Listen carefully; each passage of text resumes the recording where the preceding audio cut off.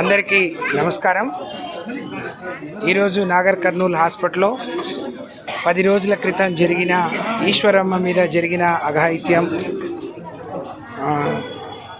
మరి తను హాస్పిటల్లో ఉంది అని చెప్పి ప్రపంచానికి మా అందరికీ తెలిసిన తర్వాత ఈరోజు గౌరవనీయులు మాజీ మంత్రివర్యులు సీనియర్ శాసనసభ్యులు సబితమ్మ గారితో కలిసి గౌరవ మాజీ శాసనసభ్యులు అన్న జనార్దన్ రెడ్డి గారు, హర్షవర్ధన్ రెడ్డి గారు, అలాగే బాలరాజు గారు, మిగతా వాళ్ళ కుటుంబ సభ్యులందరినీ నాగర్ కర్నూల్ హాస్పిటల్లో కలుసుకోవడం జరిగింది. చాలా బాధాకరం, చాలా దురదృష్టకరం. ఇలాంటి సంఘటనలు ఈ మధ్యన తెలంగాణ రాష్ట్రంలో రోజుకొకటి జరుగుతూ ఉన్నాయి. కళ్ళు తెరిచి చూడాల్సిన ప్రభుత్వం ఎందుకో కళ్ళు మూసుకొని పనిచేస్తున్నట్టుగా భావించాల్సి వస్తుంది. సంఘటన జరిగి 10 రోజులైంది. వాళ్ళు ప్రవర్తించిన తీరు, ఆమె పట్ల మరి వాళ్ళు చేసిన నీచమైన పనులు ఆమె చెప్పొద్దని భయపడి వారం రోజులు ఈ ప్రపంచానికి కానీ కుటుంబ సభ్యులకు కూడా చెప్పుకోలేనంత, ఊరికి కూడా చెప్పుకోలేనంత ఏమైనా చర్యకు వాళ్ళు పాల్పడ్డారు. కానీ తెలిసిన తర్వాత ఎవరో స్వచ్ఛంద సేవ వాళ్ళు చేస్తున్న సర్వే ద్వారా ఈ విషయం బయటికి ప్రపంచానికి తెలిసింది. అసలు నిజంగా ఎవరు మనసున్న వాళ్ళు ఇలాంటి వాళ్ళను ఉపేక్షించొద్దు. మేము తనతో మాట్లాడిన తర్వాత, తన గాయాలు చూసిన తర్వాత, ఇక్కడ ఆమెకు జరుగుతున్న వైద్యం గురించి తెలుసుకున్న తర్వాత చాలా బాధాకరంగా ఉంది.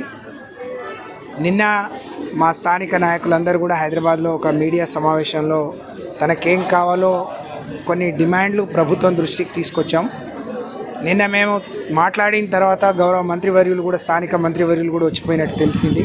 ఎంత బాధాకరం అని అంటే, ఇంత పెద్ద ప్రభుత్వ హాస్పిటల్లో 4 మహిళా డాక్టర్లు ఉండి తను ఒక మహిళగా చెప్పుకోలేని గాయాలైనా, చెప్పుకోలేని ప్రైవేట్ ప్లేస్లో ఇలాంటి ఇబ్బందులు జరిగినా కూడా ఒక మహిళా డాక్టర్ లేకపోవడం శోచనీయం.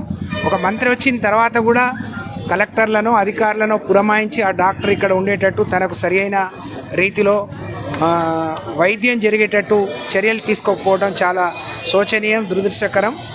దీన్ని తీవ్రంగా ఖండిస్తూ ఉన్నాం.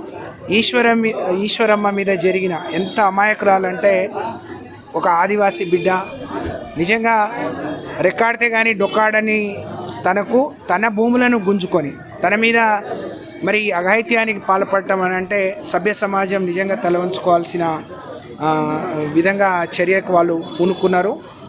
తెలిసిన తర్వాత అయినా ప్రభుత్వం కానీ, స్థానిక మంత్రి గారు కానీ, లేకపోతే ముఖ్యమంత్రి గారు కానీ, అధికారులు ఎవరైతే ఈ చర్యకు పూనుకున్నారో వాళ్ళ మీద ఆ దోషులను ఇప్పటివరకు శిక్షించలేదు.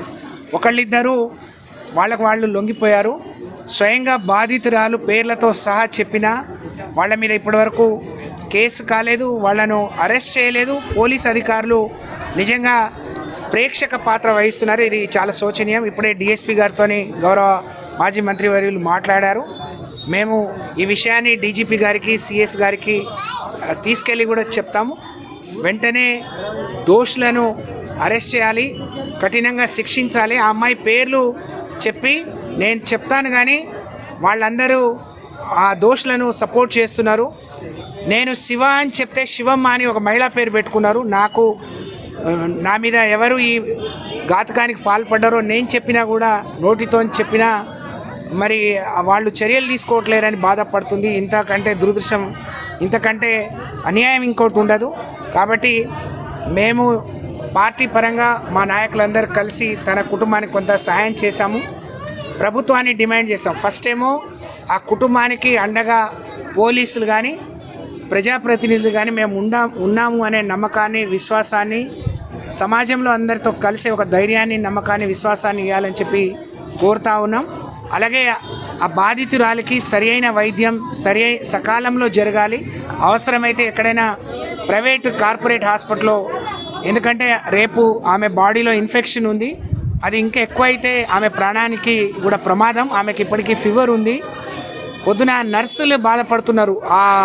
ఆమె గాయాలు చూసి నిజంగా మనుషులు అనేవాళ్ళు ఎవరు చేయరు, ఇటువంటి ఘాతకానికి పాల్పడరు.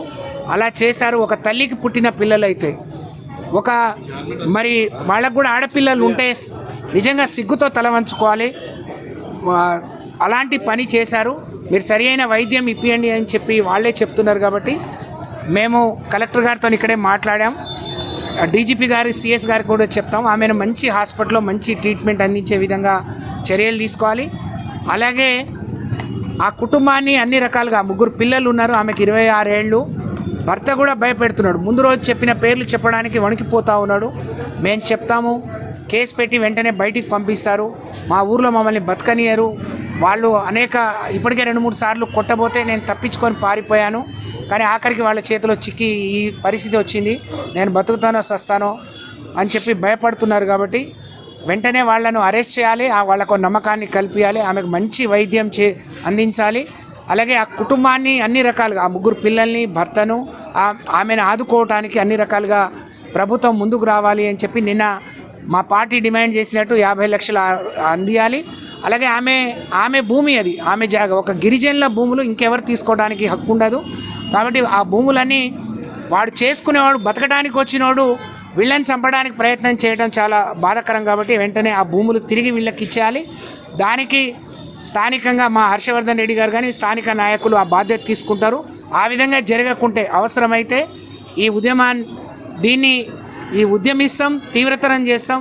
ప్రభుత్వ మెడలు వంచి వాళ్ళకి న్యాయం జరిగే వరకు కేసీఆర్ గారి నాయకత్వంలో బీఆర్ఎస్ పార్టీ వాళ్ళకి అన్ని రకాలుగా అండగా ఉండబోతుంది అని చెప్పి నేను తెలియజేస్తా ఉన్నాను.